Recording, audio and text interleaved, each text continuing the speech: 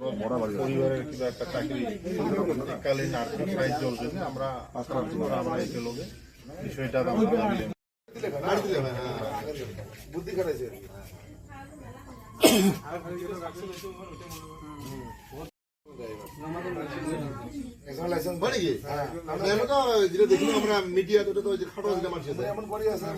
উকিল করলেন এমন করে আছে যাতে ছাগল এলাকা ক্লেম করে যাতে না পায় মানে লাইসেন্স নাই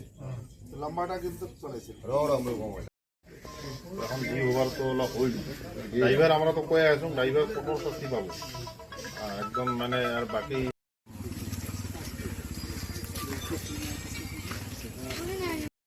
বা যদি এখন পরিয়াল আছে চাকরি বাকরির জন্য আমরা দাবি দিই আমরা এটা বা হয়তো কিছু খবর যদি করা যায় কারণ যেটা আমরা গল্পটা করলাম ইমের সাথে কালকে ডাকাছি না কালই ডাকাছি মতন বেটা একটা বেটি দুইটা বড় বেটাটা ছোট তোমারে না ওই কি বাবু আমরা ড্রাইভার যেটা হ্যান্ডিম্যান যেটা মানে ওই যাই অ্যাক্সিডেন্ট করছে একদম কঠোর শাস্তির আমরা দাবি দিছি আরও যা লোক করিম তো শাস্তি মানে একদম ছাত্রতা বলে ইতিমধ্যে আমরা খবর পাই আছো ছাত্র আয়োজন হয়ে আছে আমার করিব তো আসার চেষ্টা করি অসম সরকার উন্নত ছাত্র সরকারের লগত গল্প সল্প করি কেনমে কি করা যায় আপনারা চিন্তা করেন না বাকি তো উপরওয়ালা ড্রাইভারটা কঠোর শাস্তি পাবো গোসাইগাঁও মহকুমার অন্তর্গত কচুগাঁৱৰ শিৱ মন্দিৰৰ ৰাষ্ট্ৰীয় ঘাইপথৰ দাঁতিতে যি শিৱ মন্দিৰ আছে সকলে ইতিমধ্যে আমাৰ যিহেতুকে বলবম শ্ৰাৱণ মাস সনাতনী হিন্দু ধৰ্মাৱলম্বী এই শ্ৰাৱণ মাহৰ শেষৰটো অন্তিমটো সোমবাৰ দিনা সকলে আমাৰ ভক্তসকলে ওলাই আহিছিল নিজৰ নিজৰ মনোবাসনা লৈ কিন্তু ৰাতিপুৱা 5:30মান বজাত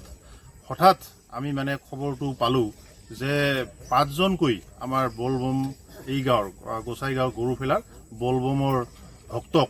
এখন ট্ৰাকে মহতিয়াই নিয়া খবৰটো লাভ কৰি ইতিমধ্যে খুবেই আমি মৰ্মান্তিক ঘটনা খুবেই দুখিত আৰু যাৰ কাৰণে আজি গোসাইগাঁৱত আমি কোচ ৰাজমণি ছাত্ৰ সন্থাৰ নেতৃবৰ্গ আৰু আমি কমতাপুৰ স্বায়ত্তশাসিত পৰিষদৰ ফালৰ পৰা ইয়াত আহি ঘটনাৰ আমি সবিশেষ ল'লোঁ আৰু মৃতকৰ যি আমাৰ পৰিয়ালবৰ্গ সকলো পৰিয়ালবৰ্গক 5টা পৰিয়ালকে আমি সাক্ষাৎ কৰিলোঁ সাক্ষাৎ কৰি সমবেদনা জ্ঞাপন কৰিলোঁ আৰু মৃতকৰ আত্মাৰ চিৰশান্তিৰ বাবে আমি কামনা কৰিলোঁ এই ঘটনাটো ইয়াত আহি এটাই অনুধাৱন হ'ল গাঁওবাসীৰ পৰা তাৰ যি লগৰী আছে সকলোৰে পৰা আমি খা খবৰ লৈ ইয়াত দেখা পালোঁ যে যি ড্ৰাইভাৰ আছিল ট্ৰাকৰ যিটো ড্ৰাইভাৰ বিশেষকৈ ইউপিৰ ড্ৰাইভাৰ হয় তেওঁ স্বেচ্ছাই নিজে মানে এইটো ইণ্টেনচলি এই এক্সিডেণ্টটো কৰা যেন আমাৰ অনুভৱ হয় আৰু যাৰ কাৰণে আমি আপোনাৰ এই চেনেলৰ জৰিয়তে কোকৰাঝাৰ জিলা প্ৰশাসনক আমি আহ্বান জনাইছোঁ দাবী জনাইছোঁ যে আমাৰ যি গাড়ীৰ যি দুগৰাকীকৈ চালক আছে এই চালকক আৰু হেণ্ডিমেনক তদন্তৰ আওতাত আনি তেওঁলোকে যাতে আইনৰ সুৰুঙালৈ যাতে বাচি যাব নোৱাৰে কঠোৰ শাস্তি প্ৰদান কৰা হওক এইখিনি আমি আমাৰ ফালৰ পৰা কমতাপুৰ স্বায়ত্তশাসিত পৰিষদৰ ফালৰ পৰা আমি দাবী জনাইছোঁ আৰু এই বিষয়ত পৰিয়ালৰ আৰ্থিকভাৱে গোটেইকেইটা পৰিয়াল যিহেতুকে খুবেই মানে আমাৰ দুৰ্বল গতিকে আমাৰ BTC প্ৰশাসনৰ সন্মানীয় চিফ প্ৰমোদ বড়ো ডাঙৰীয়াক তেওঁৰ সৈতে আমি নিশ্চিতভাৱে যোগাযোগ কৰিম অসম চৰকাৰৰ সৈতে আমি যোগাযোগ কৰিম আৰু আৰ্থিকভাৱে পৰিয়ালকেইটাক একেটাকৈ চাকৰি আৰু এককালীন আৰ্থিক সাহায্য প্ৰদানেৰে পৰিয়ালকেইটাক যাতে সকাহ প্ৰদান কৰিব পাৰে নিশ্চিতভাৱে আমি প্ৰমোদ বড়ো ডাঙৰীয়া আৰু অসম চৰকাৰৰ মাননীয় মুখ্যমন্ত্ৰীদেৱৰ সৈতেও আমি এই বিষয়ত কথা পাতিম